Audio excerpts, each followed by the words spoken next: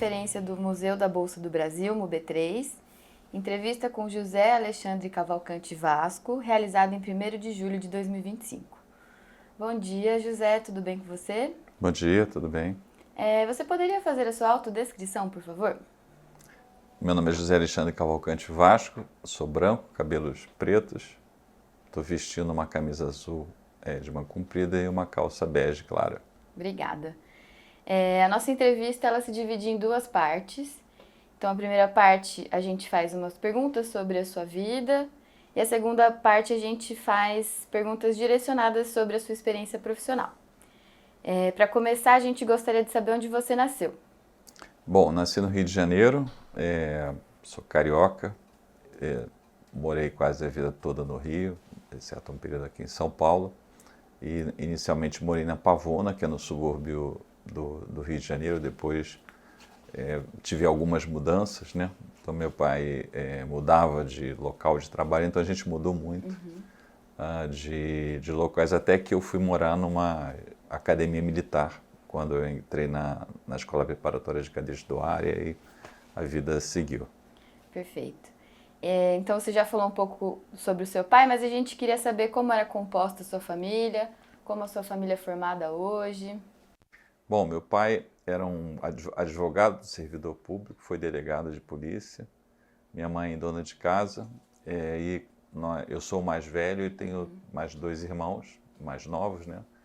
E de uma forma interessante, os 3 seguiram a carreira militar. Eu inicialmente na Marinha, um irmão no Exército, chegou a coronel do Exército, e o mais novo também na Marinha. Mas os da Marinha saíram, né? Eu fiz um concurso, entrei para a CVM, a família, enfim, se mantém. Eu perdi minha mãe há 2 anos, né? Logo depois da pandemia, mas, enfim, foi uma formação muito de estimular a gente a crescer pelo estudo. E como foi a sua formação escolar? Antes de entrar na Escola da Marinha, onde você estudou? Depois como você se graduou, por que universidades você passou? Bom, inicialmente eu estudei na Escola Jorge Bernanos, que é a escola pública municipal lá do Rio, fiz todo o ensino fundamental 1 praticamente, depois alguns outros colégios particulares, e no ensino médio eu fui para a Escola Preparatória de Cadetes do Ar, que é uma escola que prepara as pessoas que vão seguir carreira como oficiais da Força Aérea. Então, um ensino muito bom. Eu entrei na turma de 83, né? Recentemente tivemos a reunião dos 40 anos da turma, né? E ao final desses 3 anos eu optei por seguir pela Marinha. Então fiz um concurso para a Escola Naval, onde eu me graduei. Fiz uma volta ao mundo em 1990, tem uma viagem de ouro, que é uma tradição na Marinha, não só na Marinha Brasileira, vão 7 meses, 21 países, aí conheci um pouco o mundo. Depois fui servir na esquadra, numa fragata, era oficial de logística e também de lançamento de aeronaves, né? Pouso de aeronave, municiar a aeronave, né? A fragata tinha um helicóptero embarcado. Depois servi em outros navios, num navio antártico, que ia para a Antártica, o Ari Rongel, e também nos fuzileiros navais. Em 97 eu entrei para a CVM. Então, na parte acadêmica, nessa época que eu fui servir nos fuzileiros, eu comecei a fazer uma graduação em Direito. E essa graduação eu estava seguindo quando me mandaram para a Antártica. E a Antártica seria uma interrupção muito grande na minha vida, e eu fiz esse concurso para a CVM e passei. Fiz também um mestrado em Direito da cidade na UERJ, Direito da Cidade. Fiz 2 MBAs pela GV, um em Finanças e Mercado de Capitais e outro em Private Equity e Venture Capital. Recentemente fiz um mestrado em Direito da Regulação e estou atualmente fazendo um doutorado em História, tentando me tornar um historiador como vocês aqui, né? Perfeito. E aí, você foi o primeiro da sua família a atuar no mercado de capitais? Foi uma decisão de ir para a CVM? Como foi esse processo? Bom, a decisão de ir para a CVM, eu confesso que até um pouco antes do concurso eu nunca tinha ouvido falar de CVM. mas em função dessa impossibilidade de continuar na Marinha, ter um impacto muito grande na minha vida, questões familiares e também o meu objetivo, né? Na época eu estava fazendo direito pensando em ser juiz ou promotor. E então encontrei com um amigo que tinha sido de Marinha, estava na CVM e falou, vai ter um concurso. Eu estudei para o concurso e passei. Então eu entrei na CVM, mas eu aprendi o que era CVM ao estudar para o concurso, né? Não era uma coisa que era o meu objetivo. Era um objetivo de curto prazo, o meu objetivo era terminar a graduação e sair, mas eu fiquei até agora 27 anos. E lá na CVM, quais cargos você já passou? Quais foram são as suas responsabilidades? Olha, a CVM foi, para mim, uma experiência, embora eu tenha trabalhado e tenha amizade com os colegas de Marinha e da FAB, a CVM foi uma experiência realmente que me conquistou. Apesar das enormes dificuldades que o serviço público tem, particularmente a fiscalização no mercado de capitais, e alguns desafios que foram novos para mim. Mas quando eu entrei logo na fiscalização e comecei a fazer processos de fiscalização, né, de investigação, inquéritos, né, e não foi uma área que eu gostei muito. Mas logo com um ano e pouco eu fui convidado a trabalhar na assessoria econômica, para trabalhar com planejamento, por conta da minha experiência na Marinha, e cerca de um ano depois eu virei gerente financeiro, e um ano depois eu virei superintendente. Então, com os 3 anos de CVM, eu cheguei por uma série de coincidências, ao máximo de uma carreira técnica na CVM, que é superintendente. E nessa área da superintendência administrativa, a gente fez algumas coisas de reestruturação das licitações, dos contratos. A gente fez os 2 primeiros programas de modernização da CVM, um empréstimo que o Brasil tomou de 6 milhões de dólares para o PROAT, que era para reforçar a estrutura tecnológica da CVM. Foram feitos vários projetos e também uma doação do BID de 2 milhões de dólares. Esses trabalhos levaram a gente a criar uma área de planejamento, inicialmente uma gerência dentro da minha superintendência, depois isso cresceu, virou uma superintendência de planejamento. Mas houve ali, na época, particularmente da presidência do José Luiz Osório, uma grande reformulação na CVM. Então eu entrei num momento em que eu encontrei lá as pessoas que construíram a CVM, né, o primeiro concurso de 77, então eram servidores lá, então ouvi muito dessa história, dessa cultura da CVM, gostei, porque era uma cultura mais aberta ao diálogo com o mercado, procurar entender o mercado, procurar dialogar com o mercado, e isso acho que vem desse DNA da Constituição, que vem um pouco do Roberto Teixeira da Costa, que foi o primeiro presidente. Mas, ao mesmo tempo, era um momento ali em 97 de transição, entrando aí uma nova leva teve em 94, 97, 2 concursos. Então, entraram pessoas que não eram do primeiro bloco, e isso aí trouxe algumas dinâmicas novas, né? Mas o Osório, na época, fez uma substituição de 10 superintendências, e nessa troca de 10 superintendentes eu acabei sendo chamado para essa área onde toquei esses processos. Eu saí do cargo, enfim, e decidi voltar ao meu objetivo geral de sair da CVM. Mas aí, um ano depois de eu ter saído, o Marcelo Trindade, que era então presidente, me convidou para trabalhar na área de educação, e eu fiquei nessa área. Inicialmente eu pensava em ficar 2 anos, foi a minha combinação, mas acabei ficando 17 anos até 2022. Perfeito.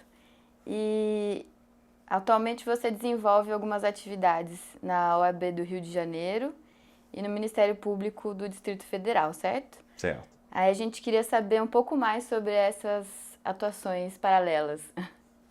Sim, quando eu tomei essa decisão em dezembro de 2022 de sair da área era superintendente, voltei ao meu cargo de inspetor, Trabalhei um ano como assessor de uma diretora no colegiado para aprendizado, depois um pouquinho no conselhinho, mas eu aproveitei, já que eu não estava numa função executiva, a retomar alguns projetos pessoais, né? Eu tinha uma inscrição no AB que eu retomei, deixou de haver o impedimento, e aí atualmente sou vice-presidente da Comissão de Mercado de Capitais da OAB Rio. Nós lançamos um podcast, Capital Market, sobre mercado, enfim, e trazer essas discussões. Um pouco tem o meu lado da educação, que eu acho que continuou.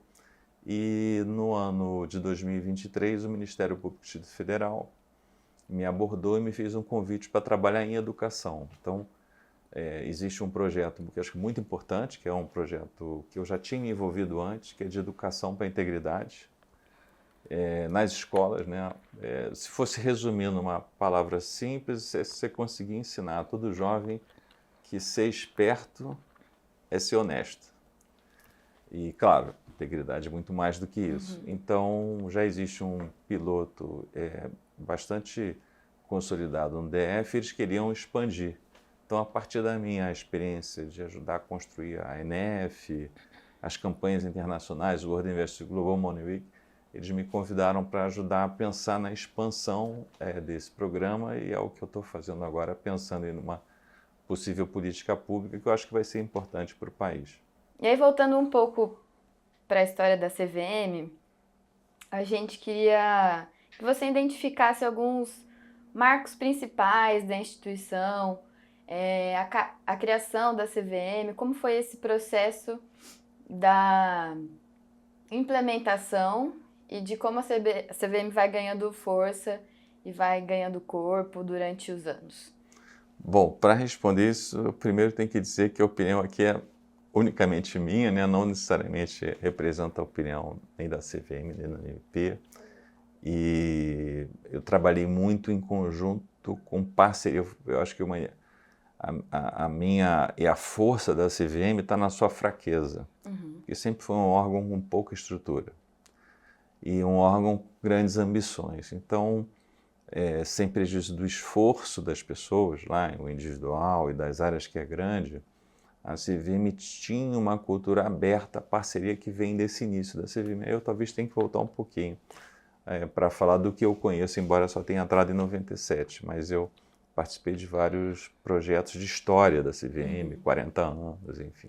Bom, a CVM surgiu, segundo o meu entendimento e por tudo que eu conversei tive a sorte de conhecer vários presidentes da CVM, ex-presidentes da CVM. Ela tem até um livro chamado Invenção do Mercado, foi feito pela GV, e entrevistou 5 primeiros presidentes da CVM. Então, dentro do conceito de regulação, a regulação é vista como uma técnica quase que social, de você organizar, a regulação como governança também, enfim. Mas também muitos que estudam regulação dizem que a regulação também é uma forma de constituir o mercado. Então, esse livro chama Invenção do Mercado, e desses 5 primeiros presidentes, que eram muito próximos e que, eu diria, estabeleceram as bases que foram seguidas em grande parte pelos próximos 20, 30 anos, inclusive com documentos assim, seminais sobre qual seria a política da CVM. Então, foi um modelo que se procurou fazer da CVM no Brasil um órgão diferente, muito parecido com a SEC americana, né? Onde os commissioners, né, que são, no caso nós, são os diretores, não têm funções executivas, e você tem uma área técnica, cargo máximo de superintendente, que tem função executiva. Tá. Normalmente, quando você vai olhar para outros reguladores, e eu acho que no Brasil todos são assim, a SEC não é assim, você tem diretores de áreas específicas. Então, as áreas técnicas têm como subordinados, são subordinadas a um diretor de determinada área. Isso tem vantagens, né? Mas, considerando que a diretoria muda, não é? Na hora que você separa esses 2 níveis, você cria, na minha opinião, uma divisão que permite que a atividade técnica possa ter, às vezes, uma durabilidade maior das pessoas, das equipes, e até uma autonomia. e uma diretoria que não é chefe das áreas técnicas e com isso pode também julgar, né? Porque os processos, as acusações chegam produzidas literalmente pelas áreas técnicas, então você não tem ali nenhum direcionamento, por exemplo, de alguém de uma diretoria que tem uma função de diretor de fiscalização. Eu não estou criticando os outros modelos, mas eu acho que esse modelo foi uma coisa assim, bastante importante que o Roberto Teixeira da Costa e o colegiado da época implementou e que se seguiu desde então. Então, uma jabuticaba da CVM. Outro aspecto da cultura, e isso eu ouvi muito dos primeiros servidores da casa, aqueles, inclusive, que não eram servidores nem concursados, que foram pessoas que foram para lá para construir, é que a CVM deveria ter uma cultura de muita interação com o mercado. Não interação num sentido negativo, mas uma interação de ouvir, de procurar. Se você estava construindo ou reconstruindo um mercado de capitais, que tinha passado uma crise enorme em 71, essa reconstrução precisava ser feita junto com o mercado. Então, um aspecto institucional muito forte e com várias parcerias, né? Depois a gente vai falar provavelmente do Comitê Consultivo de Educação, mas quando eu pensei em buscar parcerias no mercado, na área de educação, o que na época não acontecia de uma forma geral nos reguladores, eu identifiquei que a CVM tinha vários comitês consultivos de normas contábeis, então diversos temas. A CVM lá no início organizou comitês consultivos em que você tinha o pessoal da CVM e você tinha o pessoal do mercado para discutir. Isso assim muito antes de você ter associações fortes a ponto de serem autorreguladores, né? Então esses protocomitês, né, essas parcerias, elas influenciaram bastante e havia uma visão e escrita que a CVM deveria ser também um celeiro de construção de talentos, de pessoas que tivessem uma vivência de entender o regulador e depois pudessem voltar ao mercado. Não no sentido dessa porta giratória revolving door que se fala muito nos Estados Unidos, né? Mas no sentido mesmo das pessoas do mercado passarem lá um tempo ou até servidores e irem para o mercado para levar essa cultura de integridade, de regulação. E um pouco como reação à grande crise de 71, que foi inclusive um momento em que abalou principalmente a Bolsa do Rio de Janeiro, São Paulo também, né? Mas a BVRJ, a partir daquele momento, no ano seguinte, já a Bovespa já passa a ter um volume de negociações maior do que o Rio de Janeiro, né? Então teve um abalo, milhares de pessoas perderam suas poupanças a partir de um modelo lá de 67, com o Decreto-Lei 157, que criou incentivos e trouxe uma massa muito grande de pessoas para o mercado e com muitas companhias que sequer existiam, né? Então você tinha emissões, algumas a gente nem pode falar o nome aqui, mas com nomes assim claramente fraudulentos e que conseguiam captar no mercado, e se as pessoas iam recolher o imposto de renda devido ou aplicar em ações, todo mundo foi para ações, mas sem uma cultura. E essa questão gerou, enfim, entre outros fatores, a grande crise, e há quem diga que essa linha de que a Bolsa é um cassino, né, que se falava muito no passado, vem um pouco desse período que afetou a vida de milhares de famílias brasileiras e gerou ali, numa geração, uma perspectiva de um mercado onde você tinha que ter um xerife, né, quase que um velho oeste. A partir dessas questões, aí tem muito mais detalhe técnico, inclusive se chegou no modelo da CVM e esses 5 primeiros presidentes, mas especialmente Roberto Teixeira da Costa, eles, até o livro, inventaram o mercado, não porque o mercado não existisse, mas você teve um trabalho de uma institucionalidade que chegou, acho que, num momento bom, inclusive que as instituições estavam se aperfeiçoando. Então foi um período de muito aprendizado dentro da autarquia e eu pude por ter chegado lá em 97, convivido com as pessoas, ter tido um pouco desse aprendizado que influenciou depois o que eu fui fazer. Por exemplo, em educação, para fechar essa pergunta, Uma coisa que era assim fantástica, que em 79 o Mário Henrique Simonsen reuniu o presidente da CVM e as instituições e resolveu criar o CODIMEC,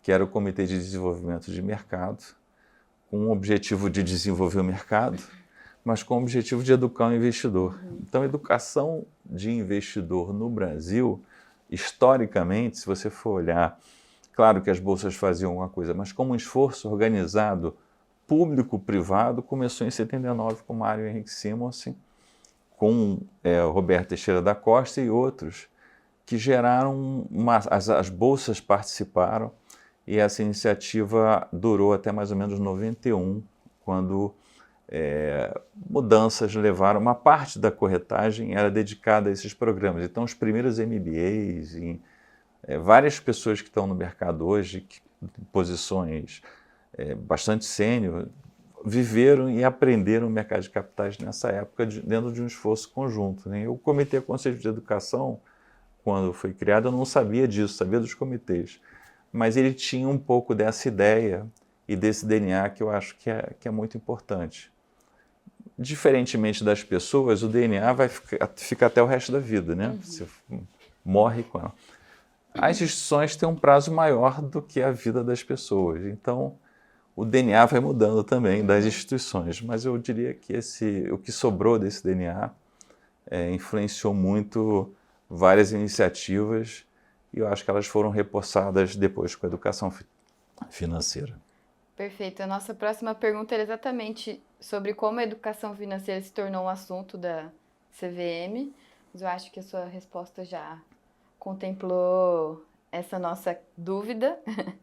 Mas aí eu queria saber como que você foi para essa área lá dentro, como que foi esse convite, quais foram os projetos que você desenvolveu, quais foram os desafios que você também enfrentou nesse momento.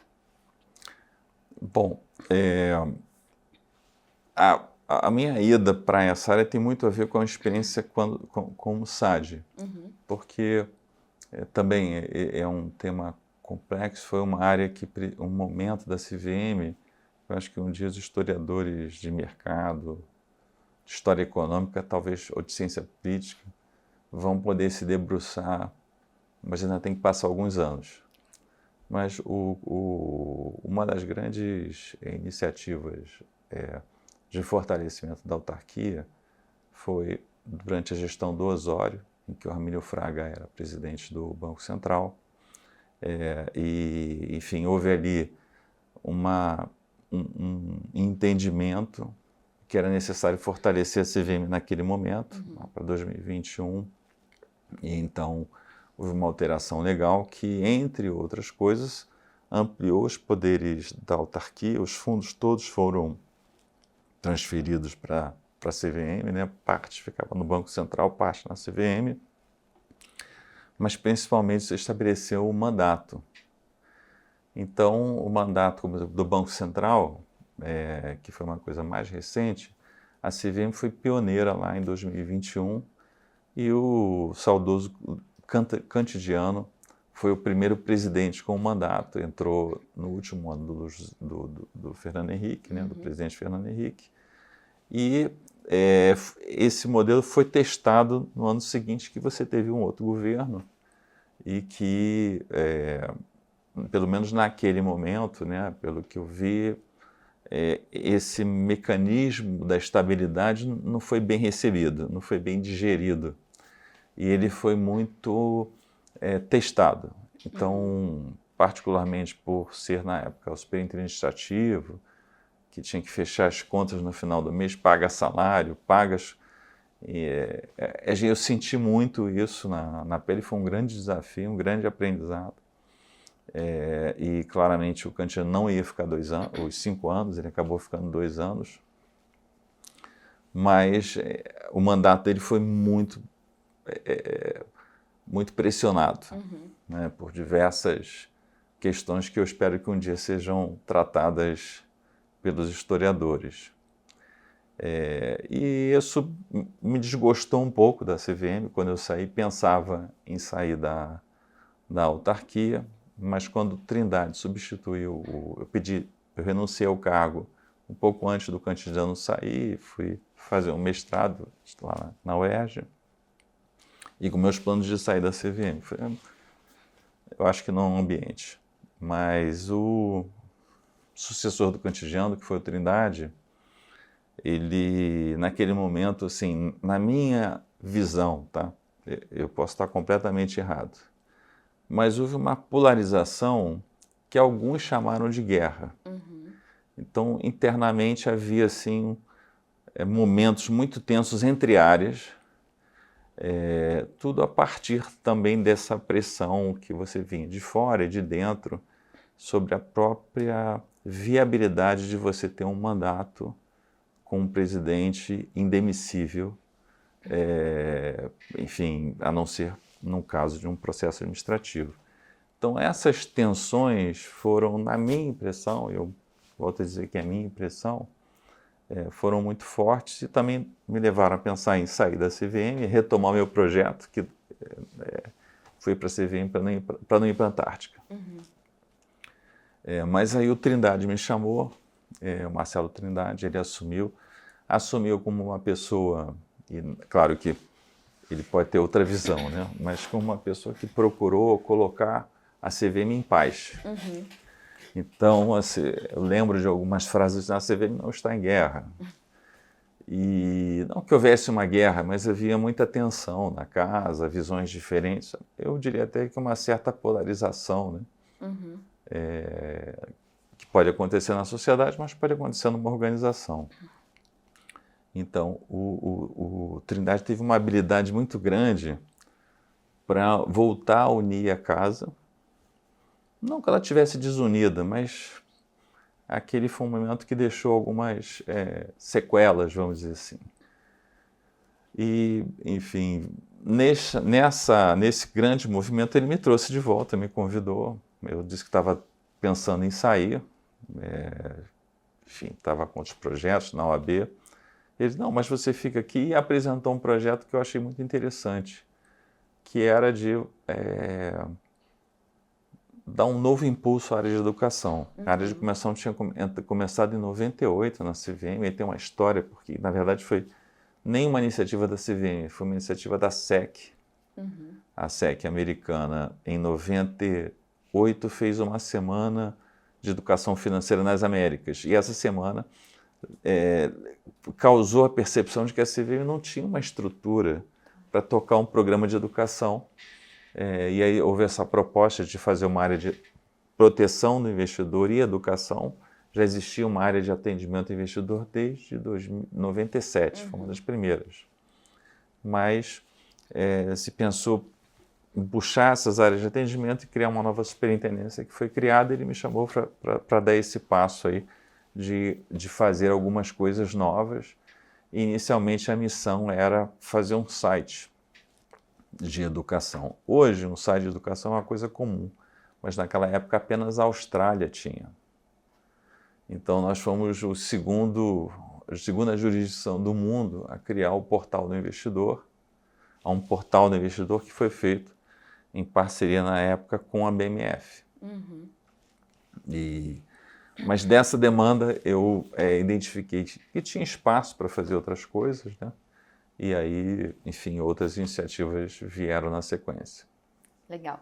E aí a gente separou aqui alguns projetos e a gente gostaria de saber mais informações. Então, como foi concebido o serviço de orientação ao investidor e como que ele funcionava? O serviço de orientação ao investidor, ele surgiu em 77, quando a CVM pequenininha foi criada. A lei veio em 76, ela começou a se organizar em 77, e eles dividiram a CVM em 3 áreas. Uma área de empresas, então tinha uma superintendência de relações com empresas, que existe até hoje. Uma área de mercado, que era a superintendência de relações com o mercado intermediários, que existe até hoje. E uma superintendência de investidores, muito focada nos investidores institucionais, mas que tinha também uma área, um núcleo de atendimento ao investidor e um centro de consultas.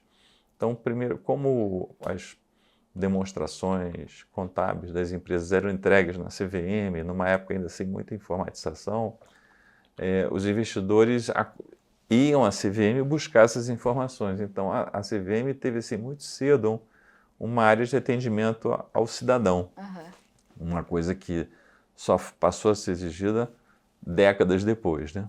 E então o núcleo vem ali de 77 dessa visão, tinha uma área de normas contábeis, relações internacionais, e a partir desse momento esses núcleos de atendimento foram reunidos dentro de uma superintendência de atendimento, onde o atendimento era um atendimento diferente. Como proteger o investidor é um objetivo, um mandato da autarquia, né? Então, a CVM sempre recebeu e processou as reclamações, analisando, abrindo processos e dando um tratamento assim, com bastante atenção às demandas do público. Ótimo. E aí a gente queria saber também sobre o Sandbox Educacional, esse projeto. Nós chegamos a ter, não diria que a gente teve um sandbox educacional formal, mas o que essa cultura da CVM, pelo menos a mim, permitiu, foi a possibilidade de testar novas coisas, inclusive que poderiam dar erradas. Então, desde ter um ambiente virtual no metaverso, que a gente chegou a explorar, há coisas que seguiram e viraram grandes iniciativas, né, como a iniciativa com indígenas, que lá no Baixo Tapajós, né, no Rio Arapiuns, eu tive lá, então, assim, e dali surgiram várias iniciativas que estão acontecendo agora. Então, essa liberdade existia. Mas eu, dentro dessa visão, depois que eu atuei bastante na educação, e quando você fica muito tempo no mesmo lugar, você começa a fazer a mesma coisa, né? Então você fica, bom, o que eu consigo fazer de diferente aqui? E aí eu tive uma atuação de trazer a discussão de inovação que já existia num modelo mais formal, né, dentro da autarquia, e também a de sustentabilidade. Então, dentro da Superintendência de Proteção ao Investidor, a gente criou em 2005 para 2007, nesse período entre começar e implementar o laboratório de inovação com grupos de trabalho de fintech, de finanças verdes, finanças sociais. Esse lab, quando eu saía, em 2022, ele já tinha sido premiado como um dos melhores labs do mundo, na categoria de desenvolvimento econômico, e tinha cerca de 1.000 pessoas representando cerca de 300 instituições, a maior plataforma no país de discussão de estudos e políticas nessa área.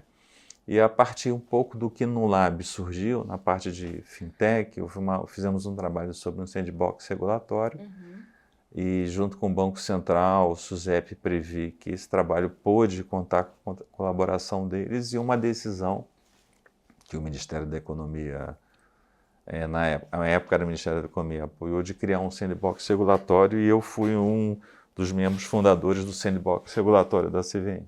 Perfeito. Nós também queríamos saber um pouco mais sobre a Estratégia Nacional de Educação Financeira e o impacto desse programa para o mercado, para os brasileiros. Como que foi esse processo? Olha, isso foi uma coisa fantástica, porque em janeiro de 2006 a gente chamou todas as instituições de mercado. Qual foi a minha avaliação ali?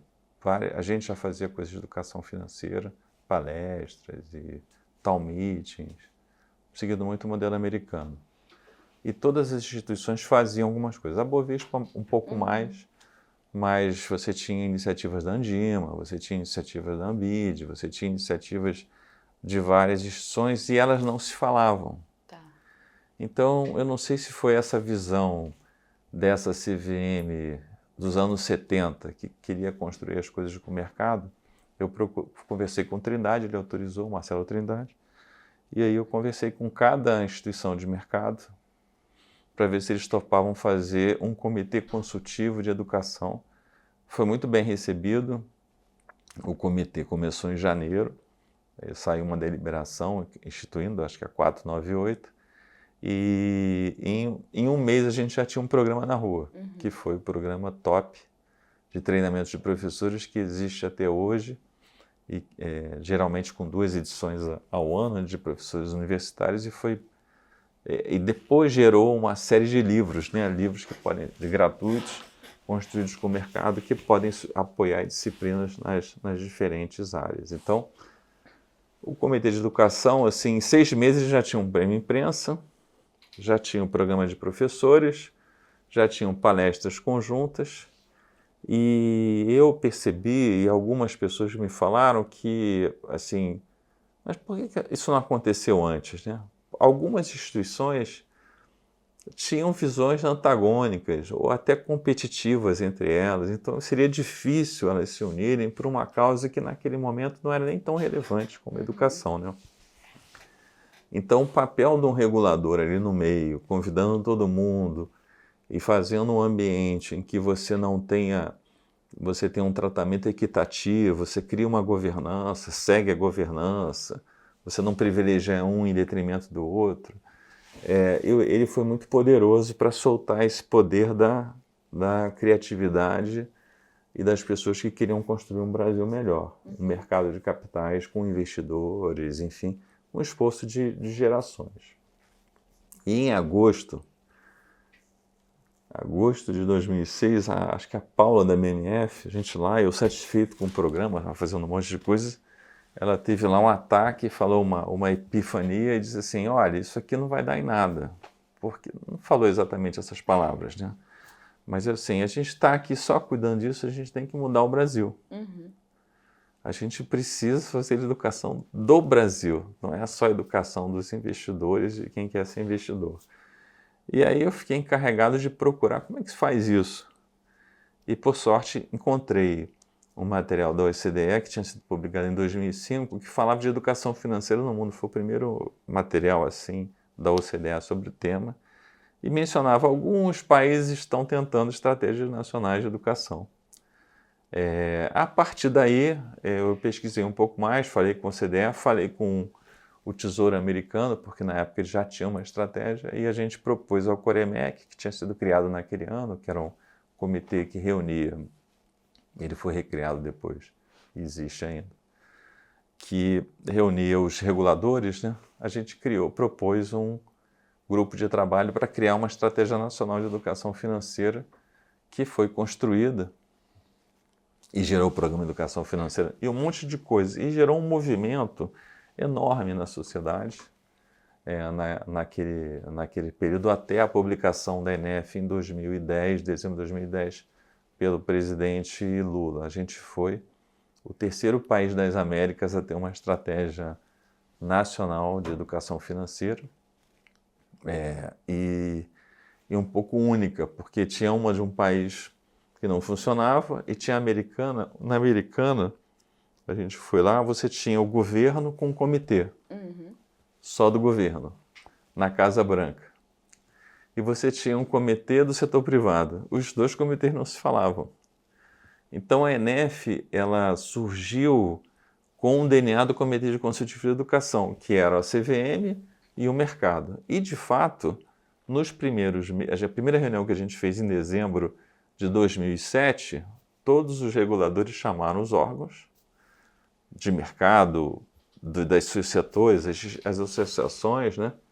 E todo mundo bateu palma. Não, isso é ótimo, é maravilhoso, vamos seguir. E eu era o coordenador do grupo, que a gente deu a ideia, bumerangue, né? Voltou. Todo mundo se comprometeu um monte de coisas, foi um espetáculo. No dia seguinte, eu entrei em contato com as pessoas, vamos fazer a primeira reunião. E eu não tive resposta de ninguém, exceto do mercado de capitais. Então, o início da ENEF, claro, teve os reguladores, né, o Banco Central, mas o início da ENEF, a força da sociedade civil veio do mercado de capitais. Principalmente a Bolsa, a Ambima, a Bolsa, quando eu falo, as 2 bolsas na época, né?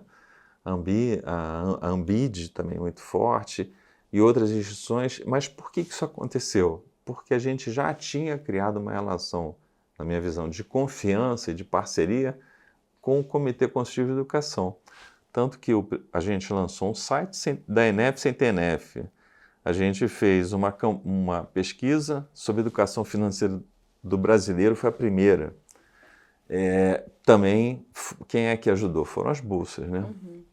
E a gente, várias iniciativas que foram feitas nesse período e que permitiram avançar com uma velocidade e depois as outras instituições foram se chegando. Então, eu vejo esse DNA, estou falando muito em DNA, né?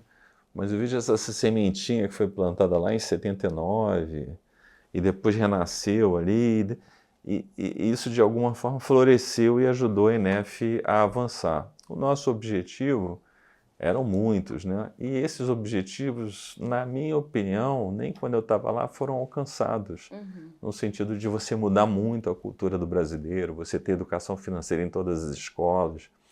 Mas uma coisa que a gente pensava, talvez o sucesso da ENEF seja um dia não precisar de ENEF.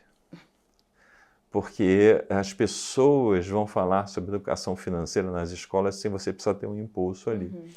E eu acho que aquele esforço daqueles anos e coisas subsequentes, eles colocaram isso na sociedade. E hoje você vê a educação financeira, se o governo parar, eu não sei se agora está andando mais rápido ou mais devagar, mas simplesmente acontece. Sim. O mercado se articula, você viu toda a atividade dos planejadores financeiros que entraram de cabeça. O primeiro acordo de cooperação com a então IBCPF, depois Planejar, foi na minha gestão. Então, eu usei muitos acordos de cooperação, o Comitê de Educação, para fazer essas iniciativas que chegaram a juízes, diversas iniciativas. Eu falei demais, eu não sei se eu expliquei o ponto, mas eu acho que a ENEF foi, na minha opinião, né, ou outras opiniões, aí, certamente, ela foi bem sucedida de colocar isso na pauta da sociedade. Em 2008, eu tive no lançamento, porque eu falei com a OCDE, falei com o Tesouro e falei para os dois, conversei com um e com o outro, e depois eles se falaram. E aí, um pouco depois, houve um lançamento em Washington, uma conferência para a qual a gente foi convidado, no Tesouro Americano para discutir educação financeira. Lembro do secretário do Tesouro fechando a cerimônia, isso depois eu não vi escrito na transcrição, mas ele falou o seguinte, ele falou, isso antes, né, do pior da crise, né, que foi em março ou maio de 2008, da crise global. E ele falou assim, olha, nós permitimos que uma complexidade, uma sofisticação financeira chegasse ao público, mas nós não preparamos este público com educação financeira. Eu não esqueço dessa fala dele, mais ou menos era essa impressão. E aí eu tive uma reunião na época com o subsecretário, de um dos secretários lá do Tesouro, um subsecretário que cuidava dessa atividade. Entramos na sala, a Bolsa na época, eu chamei os outros reguladores, né? Eu era o coordenador, e também, como a Bolsa estava muito à frente, a Cristiane Barrichelli foi representando a Bolsa. E ela fez a apresentação lá para o americano, a gente estava naquela sala, foi tão difícil entrar, que eu lembro que como a reunião foi marcada em cima da hora, nós ficamos esperando, porque nós demos os nossos dados, e os nossos dados foram para a CIA e para o FBI, para eles checarem se a gente podia entrar na sala. Aí ficamos uma hora lá, eles checando, ver se tinha algum terrorista ali, e nós entramos. E quando eu entrei na sala, eu entendi, porque da janela dele dava para ver os fundos da Casa Branca. Era vizinho, né? O prédio do Tesouro da Casa Branca, que era assim. E ele era o responsável pelo comitê americano. E ele, quando saiu todo mundo da sala, ele me segurou e falou assim, eu queria te perguntar uma coisa. Como é que você conseguiu reunir o setor privado com o público? Porque lá eles não tinham conseguido, né?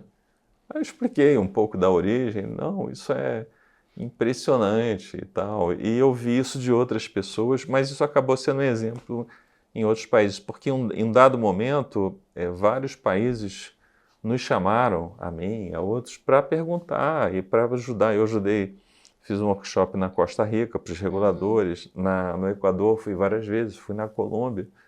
E essa visão de ter uma parceria mercado, claro, com ajuste e governo, acho que ela, de certa forma, se disseminou e eu penso que o sucesso dessa ideia de que você pode trabalhar em parceria, porque isso era uma dúvida, né? Você vai trabalhar em parceria com a Bolsa, você regula, mas eu acho que você consegue estabelecer regras em que ninguém perde a sua independência, a sua opinião, a integridade das suas ações, mas ao mesmo tempo você consegue construir uma coisa para o país de longo prazo.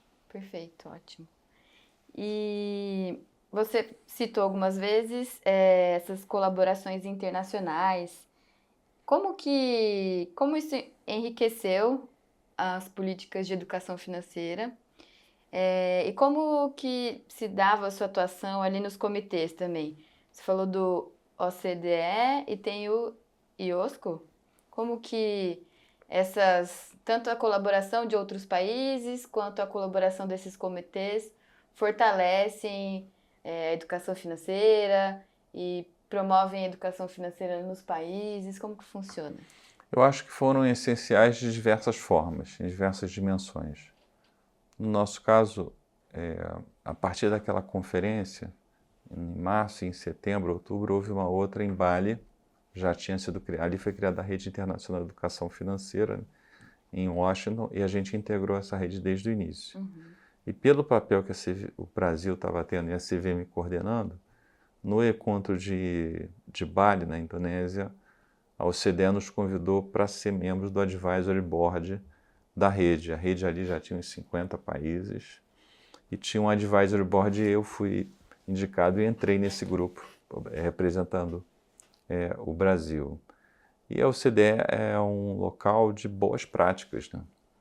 Então nós tivemos tanto a oportunidade de influenciar na direção dessa rede, quanto também se beneficiar daquilo que a rede construía e contribuir, levar a visão do Brasil. E o Brasil, desde então até hoje, tem uma participação relevante nessa rede. A OCDE se interessou pelo Brasil e houve um grande destaque, não só pela ENEF em si, mas pelo Programa de Educação Financeira nas Escolas, que foi uma epopeia cheia de histórias impressionantes e inacreditáveis para conseguir levar educação financeira num projeto piloto de uma estratégia que ainda não existia, né? Então eu recebia muito questionamento, você está fazendo educação financeira que faz parte da ENEF, mas a ENEF não existe ainda. Mas essa energia das parcerias, eu não quis parar esperando um decreto que levou, não por culpa de ninguém e certamente não da Casa Civil, mas basicamente entre ficar pronto e sair foram 2 anos. Tá. Então, nesses 2 anos, eu achei que se a gente parasse esperando, você ia ter uma perda de energia que talvez nem saísse ENEF. E as pessoas estavam ali trabalhando, o Instituto Unibanco se juntou e eu dividi na governança, ficou com a CVM a parte de educação financeira nas escolas, o Banco Central pegou a parte de educação de adultos, ou seja, caberia a gente fazer uma política, mas a gente fez a política e vamos em frente, e muito com o apoio do mercado de capitais, né? E aí surgiu um projeto piloto que chegou a 26 mil estudantes no primeiro ano, em grupo de tratamento e controle. Na época, a nossa participação no OCDE colocou a gente em vários seminários internacionais onde eu pude falar. E eu lembro que o Banco Mundial fez um estudo de casos, selecionando os melhores casos de educação financeira. Eles apresentaram 4 casos na Coreia, num grande seminário, e o nosso estava lá em primeiro lugar, porque tinha sido a maior avaliação de impacto pelo método experimental, né, com o grupo de tratamento e controle em educação financeira. Até aquele momento, ninguém tinha provado cientificamente que a educação financeira funcionava. E nós, quando trouxemos o Banco Mundial, convidamos o Banco Mundial para ele nos ajudar a avaliar esse programa que estava chegando nas escolas, ia chegar em 100, lá em setembro de 2009, o Banco Mundial disse, olha, a gente precisa pelo menos de 800 escolas. Então eu tinha alguns meses para sair de 100 para 800 escolas, chegamos a 888. houve ali uma coalizão do mercado. Naquele momento já estava desenhado que você ia ter uma associação de educação financeira, né? Porque o grupo de trabalho ia entregar o trabalho. Como é que continua o dia seguinte? Então tinha um Comitê Nacional de Educação Financeira e uma associação que a gente sugeriu que tivesse representantes dos 4 setores. Então eles ajudaram muito, a gente tinha os livros para 13 mil estudantes no ensino médio, material para o professor, site. Só não tinha as escolas. E aí houve um esforço para conseguir mandar para Palmas, e escolas a 600 quilômetros de Palmas, né, capital do Tocantins, e você tinha que fazer o transporte para lá. Então aqui a gente deu bastante trabalho para a Bovespa, porque ficou com a distribuição. Eu lembro que o pessoal aqui virava. Tem histórias, que eu não sei se é verdadeira, mas acho que agora dá para falar, que aqui em São Paulo a gente fez uma grande esforço em São Paulo. Eu lembro que eu vim de carro do Rio e com o meu carro eu fui fazendo um roteiro, município por município, batendo na porta da Secretaria de Educação, dizendo que tinha um programa. A Secretaria de Educação já tinha autorizado, mas outra coisa é você chegar lá em Indaiatuba, né? Então eu dividi com um amigo meu que de moto desceu, fez ali a Baixada Santista e tal. E a gente, quando fechava com a secretaria, eu ligava para a bolsa e falava: manda tantos livros, porque é para tantas escolas. E essa loucura chegou a 888 das 120 que a gente tinha em poucos meses. E eu lembro que até o carro do presidente da bolsa, acho que não sei se com conhecimento dele, em algumas vezes ele não estava usando o carro, jogava um monte de livros no carro dele, o motorista lá e levava no interior e voltava. Então foi assim um trabalho muito grande, de muito coração, né, de muita gente que se colocou. E isso teve um impacto internacional. Projetou o Brasil, colocou a gente muito bem na fita. E, ao mesmo tempo, o apoio da OCDE, eu trouxe muitos palestrantes internacionais, também reforçou internamente. Porque quando você no Brasil, você traz assim uma OCDE dizendo que o seu projeto é bom, as pessoas prestam atenção. Então foi uma coisa que eu acho que a gente ajudou eles, e eles nos ajudaram muito também, e isso fez crescer. A gente participou de vários projetos da OCDE. E aí, para pular e chegar um pouco mais à frente, assim, de 2 coisas relevantes. Em 2016, a OCDE resolveu criar um centro de educação financeira. Já tinha um centro de educação financeira para a América Latina e Caribe. Estava em outro país, eles já estavam pensando em mudar, e aí eu propus que a CVM fizesse parte dessa força, né, latino-americana que eles estavam querendo colocar no país, na região. E aí foi criado em 2016 o Centro de Educação Financeira da OCDE para América Latina e Caribe, na CVM, no Rio. Logo da OCDE. Foi o primeiro local das Américas com o logo da OCDE. E o primeiro centro de educação da OCDE fora de Paris, num país que não é membro da OCDE. Então, realmente, foi uma coisa difícil. E isso só foi possível graças ao apoio do mercado, porque os recursos orçamentários são pequenos, a gente montou uma estrutura, mas a gente conseguiu fazer, a partir daí, todo ano, um encontro regional de educação financeira na América Latina e Caribe, que a Bolsa apoiou, a Ambima apoiou. E essa força trouxe a gente para o mapa. Então, você já sabia que tem 2 encontros nacionais e tinha um encontro no Brasil. No Rio de Janeiro, em São Paulo, aqui na Bolsa. Esse centro durou, eram 3 anos, nós renovamos. Depois eu saí e a OCDE não renovou mais. Mas a outra iniciativa foi... existia uma campanha que se chama Globo Money Week, que era tocada por uma ONG. E essa ONG internacional, ela não conseguiu mais tocar, mas era uma campanha muito forte.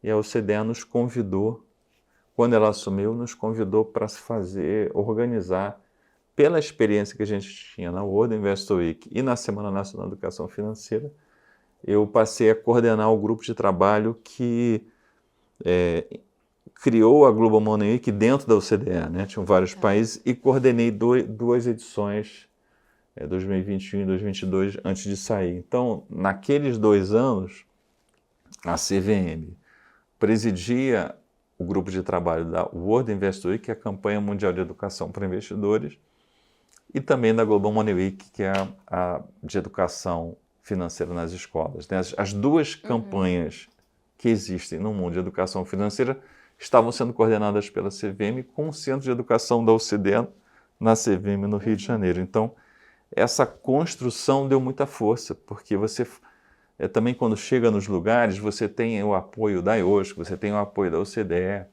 então é um reforço mútuo, né? Que eu acho que foi produtivo para todos. Muito bom. E aí, pensando agora um pouco sobre comunicação, com os investidores, com os consumidores, tem a CVM Educacional. E como que foi criada essa iniciativa? Como que ela funciona? Qual é a importância desse tipo de projeto? Em 2008, nós experimentamos várias formas de chegar ao investidor, né?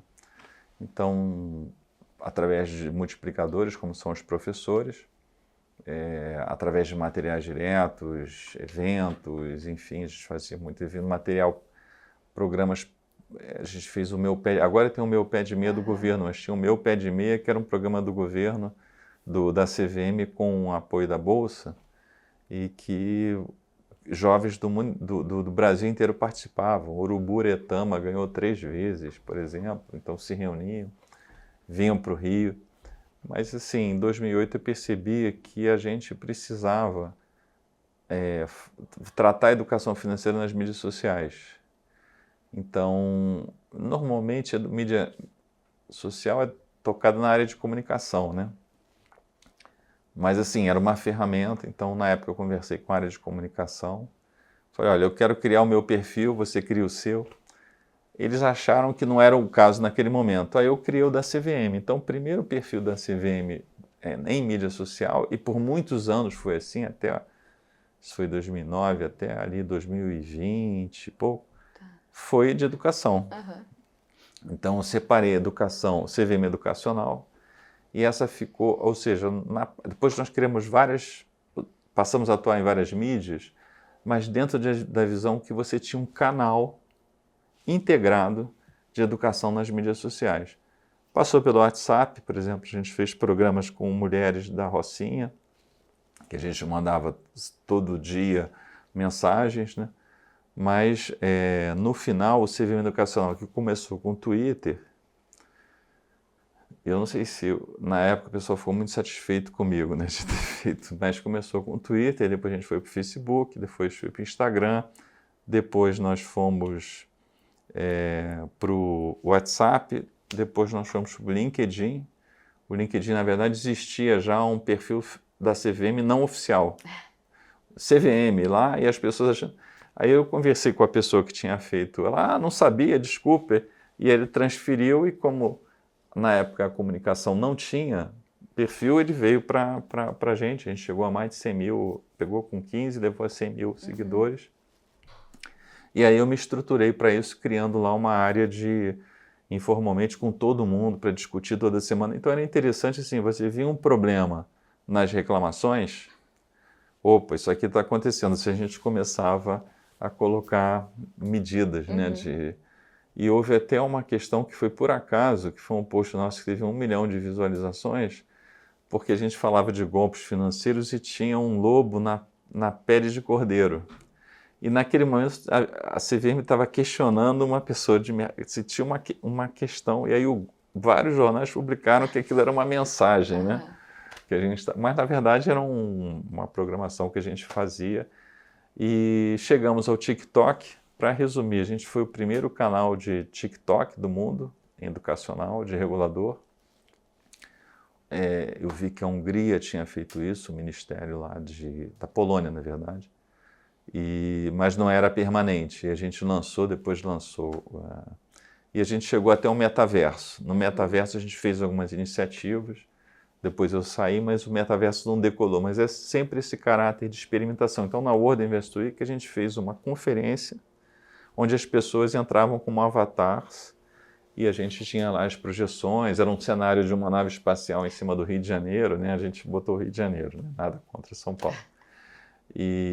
Então, ele foi muito criativo, tanto que antes de sair, a gente aprovou uma política educacional, ou seja, a gente tem política educacional formal e ela prevê a mídia social uma parte integrante e essencial da educação financeira. Você tem que chegar nas pessoas nos canais onde elas estão, né? E eu acho que isso... Então, a gente tinha lá um desenho educacional e esse educacional era implementado de várias formas. Na pandemia começaram as lives, né? E por aí vai.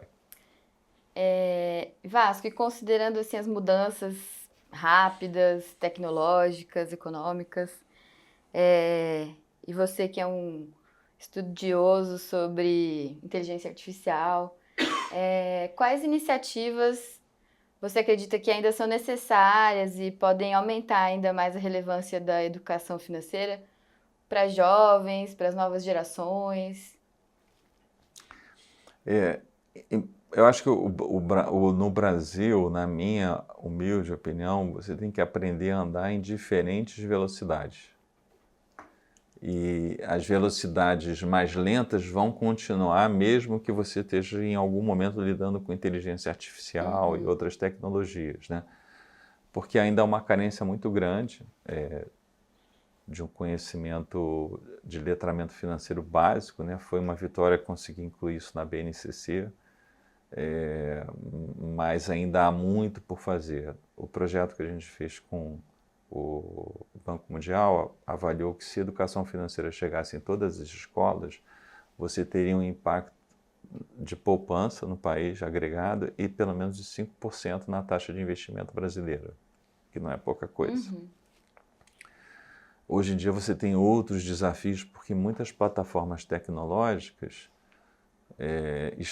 trouxeram essas tecnologias, na verdade, para trazer para um entretenimento que não gera investimento. Sim. E isso cresce, de modo que eu acho que o desafio é maior e certamente ele passa por continuar a fazer o básico, né, o feijão com arroz, porque o feijão com arroz é o prato básico do brasileiro, mas mesmo dentre aqueles que comem feijão com arroz, eles podem buscar alguma outra coisa e você tem que ter isso para chegar nas pessoas, também até com uma estratégia de comunicação, porque às vezes você faz uma coisa, metaverso, saiu num monte de jornal, as pessoas ouvem falar de educação financeira, né? Mesmo que elas eventualmente não consumam uma plataforma de metaverso, um óculos e tal. Na minha opinião, estritamente pessoal e totalmente pessoal mesmo, eu vejo assim um potencial muito grande da IA transformar o disclosure de informações.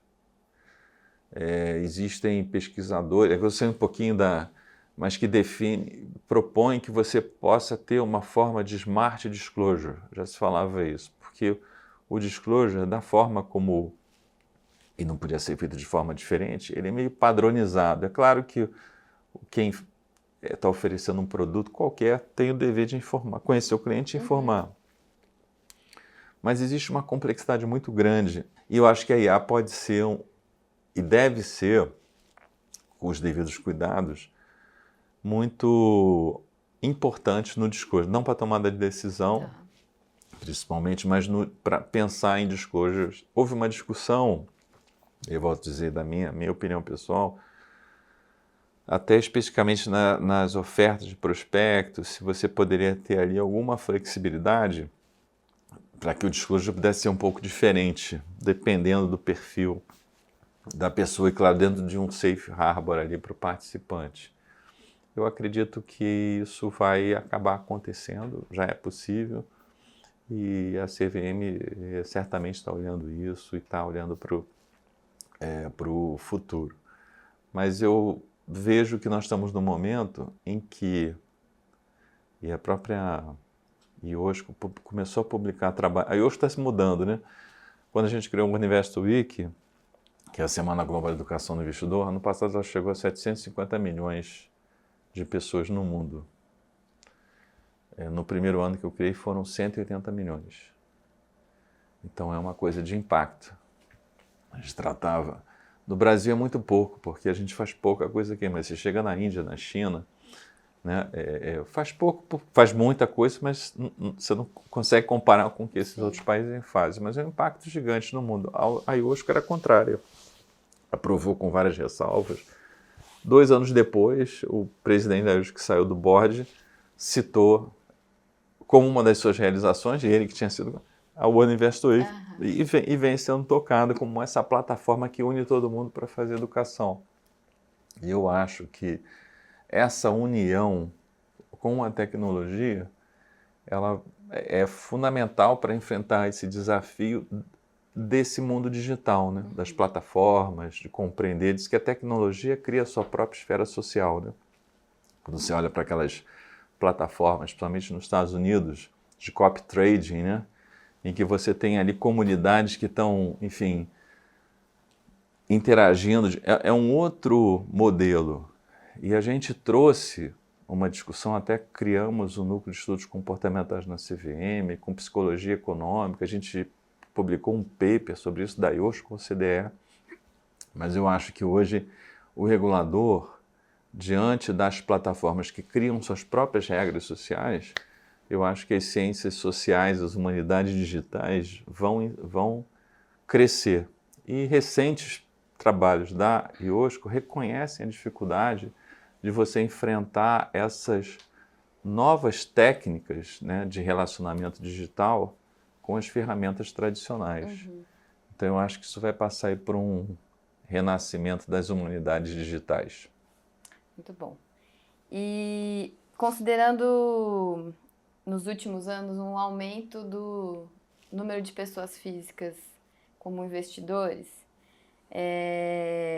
a gente queria entender se isso tem uma relação com as iniciativas de educação financeira, quais são as perspectivas para o futuro, de que essa crescente se mantenha. Acho que ninguém pode viver do passado, né?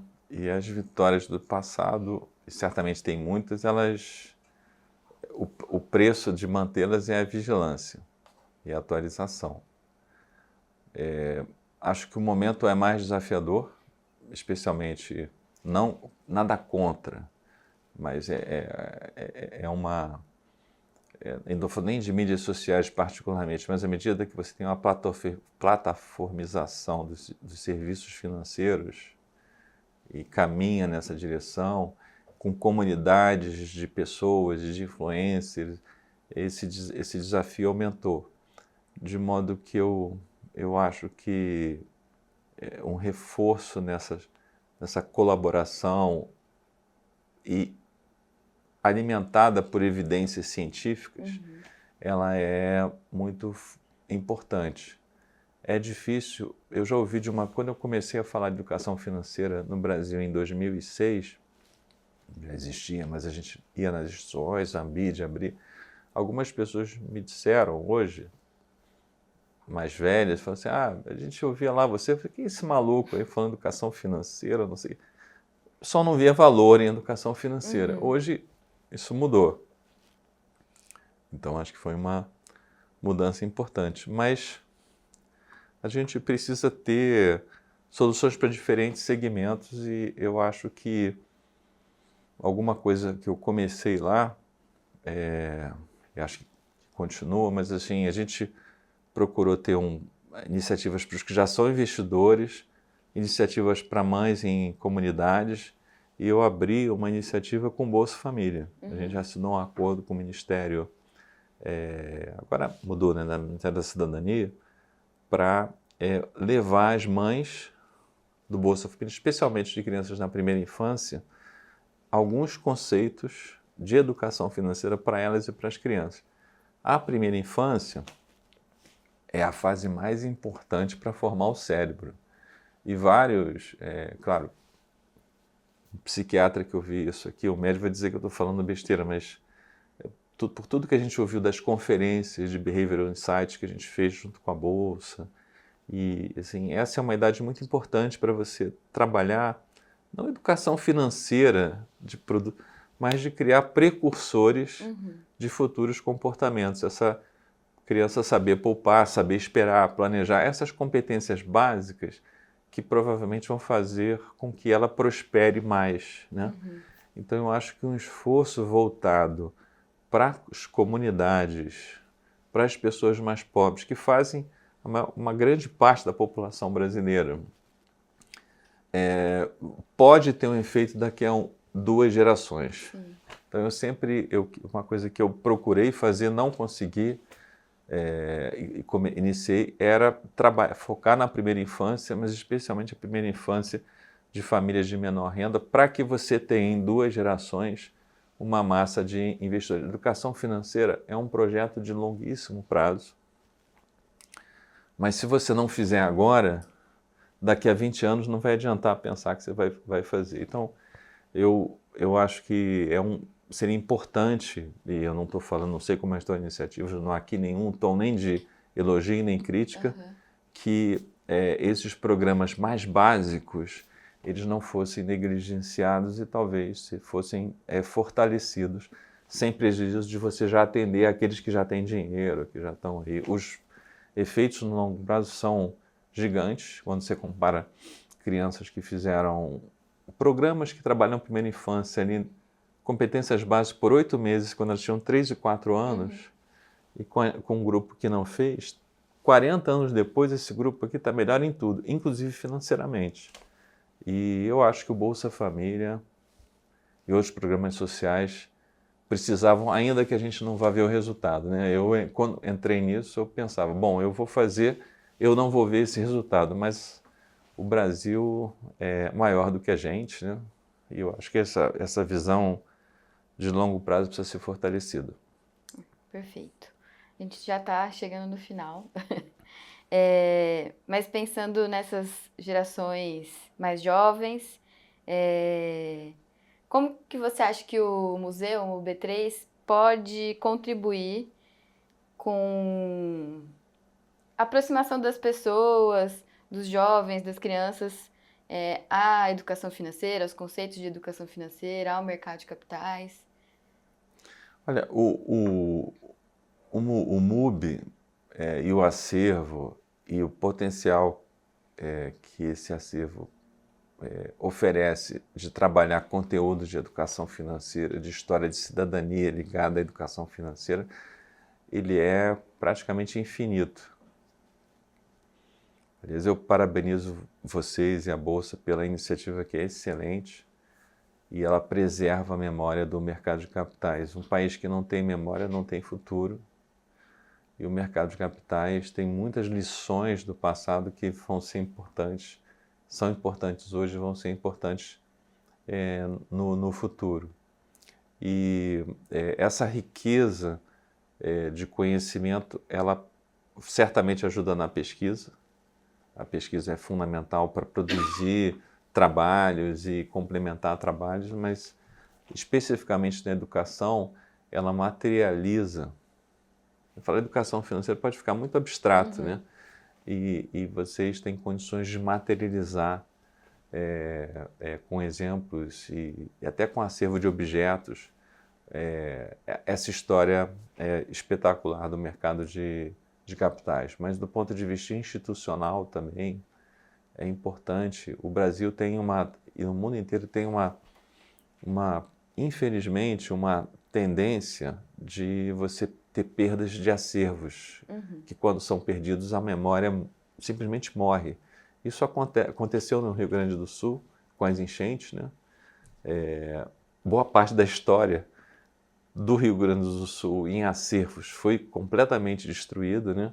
A preservação digital também é um desafio, né? Porque hoje a maior parte dos documentos que a gente tem são digitais. Então, esse papel de preservar ao longo de tempo digitalmente essa memória é uma tradição que vocês têm carregado e eu espero e torço para que continuem a carregar pelas próximas gerações, porque é um serviço para o país. Na minha opinião individual, não é de mais ninguém, instituições de mercado, as instituições como a BIMA e tal, mas especialmente a Bolsa, ela tem uma centralidade na história do país que ultrapassa o aspecto do negócio, mas é uma instituição que ajuda a formar o país, né? O país é formado, construído de forma coletiva e essa aqui é uma instituição que tem muito a dizer, como outras, e a preservação dessa memória também eu acho que tem esse papel para as próximas gerações. Ótimo. E por último, a gente queria que você, essa é a pergunta mais difícil, que você compartilhasse uma história marcante ou um momento específico que teve um grande impacto na sua vida, na sua carreira, durante esses anos atuando no mercado. Um só? Se você quiser falar mais de um, também pode ficar à vontade. É difícil escolher, né? Eu sempre trabalhei muito distante das escolas e da ação na ponta. Não sou uma boa pessoa para, por exemplo, dar uma aula de educação financeira numa sala com crianças. Vai ser um desastre. Meu papel foi um papel de estratégia, de construir, e acho que era onde eu tinha mais a contribuir. Mas a experiência mais marcante da minha vida, até da minha vida mesmo, foi de educação financeira na Amazônia.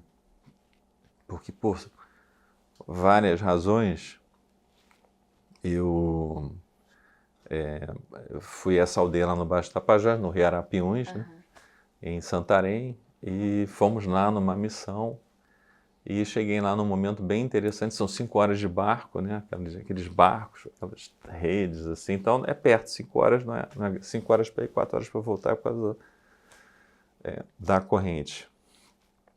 E lá, quando eu cheguei, estava tendo nesse território são 5 aldeias, acho que 2 ou 3 etnias. É um território em que os indígenas foram para ali no início, fugindo, porque houve a Sabinada que matou muito indígena, né? A repressão, e esse tem uma história lá, né? A história deles, do Jaraqui, em que eles fugiram, e aí teve uma visão de que eles iam para esse território e iriam sobreviver, e lá se organizaram, tem mais de uma etnia lá, e quando eu cheguei lá, estava tendo um grande evento, em que todas as escolas estavam discutindo, as aldeias estavam reunidas para discutir o projeto político-pedagógico do ano seguinte. Eu falei, isso aqui eu vim lá do Rio, chego aqui no meio, chego exatamente... E aí eu falei de educação financeira e deu muito certo, eles toparam, o projeto continuou, depois eu deixei um funding lá, quer dizer, não um funding que eu deixei, mas falei com a CAF resolveu apoiar, eles fizeram... Então está saindo um material de educação financeira para os indígenas. Mas eu passei lá uma semana com eles. E na volta, porque estava ficando à noite, eu estava numa aldeia, tinha que andar na mata, né? Tinha onça, não sei. Então à noite a gente resolveu, estava escurecendo, a gente voltou de barco, então eu voltei de lancha. E aí quando eu cheguei na margem lá dessa aldeia que eu estava, na margem do rio, e saltei, estava aquele pôr do céu assim bonito, né? E as crianças lá, é meio escondido, né? Então a aldeia fica dentro, você passa de barco, você não vê, mas tem uma aldeia ali. Então eles vão brincar na praia, na praia de Rio, à noite, ou tardinha, né? Então, e aí eu comecei a andar aquelas crianças que iam passar por aquele momento assim de educação financeira, enfim, e eu tive uma espécie foi uma emoção tão grande que eu não tenho como descrever. Quase que uma epifania. E aquela coisa me marcou. De uma forma assim que eu não consigo... Só vivendo, né? E havia a responsabilidade, né? Porque ali eles estavam sofrendo pressão de desmatamento, um monte de coisas. E isso resultou também que esse projeto, para começar, enfrentou muita resistência até ameaça. Então, na segunda missão, que eu fui com a FUNAI, algumas aldeias se viraram com a gente e a gente foi ameaçado, dizendo, vocês não vão entrar aqui. E eu acabei indo com a FUNAI de Brasília nos ajudou. Uma das aldeias topou, o barco parou lá para a gente não ser alguma coisa acontecer com a gente. Eu fui com uma equipe enorme, ninguém sabia disso, que uma das aldeias estava em guerra contra a gente. E eu fui participar lá, fui com um negociador na FUNAI, e a gente entrou lá e participamos de uma negociação, eles estavam todos reunidos assim, e fizemos uma longa negociação e tal, e papapá. E eu soube que alguns fazendeiros teriam espalhado na região, porque eles têm interesse, isso foi o que me falaram, um território lá tinha sido totalmente desmatado. Acho que era soja. Então o cara falou, olha, disseram que você na verdade a CVM é um banco, e que você está vindo aqui para ver se tem ouro, fazer não sei o quê. Então com a FUNAI foi ótimo, porque o negociador, durante as horas que a gente ficou negociando, né, e eu prometi um monte de coisa que depois eu fiz, nós conseguimos superar essa dificuldade e a coisa andou. Mas, então assim, para fazer aquilo, depois teve essa resistência que todo o território se reuniu contra a gente e eu fui, não sei, será que eu vou ser preso aqui? Vou ficar preso com ele? E tem muitas histórias, né? Mas o que me deu força para fazer tudo isso e fazer essa que você fala assim, uma loucura, foi essa sensação ali, ou aquela epifania, entendeu? Pode parecer meio tolo, meio bobo, mas foi uma coisa que eu senti e eu vi que era difícil fazer e era muito importante que acontecesse. E o projeto andou, as crianças, a gente ajuda. Então, assim, esse lado humano da educação financeira foi um dos locais, eu tive muitas experiências, mas como aquela eu nunca mais tive. Muito bom. Vasco, então, em nome do Centro de Referência, eu agradeço muito a sua participação, suas contribuições para o nosso programa editorial. Obrigada. Eu que agradeço. Obrigado.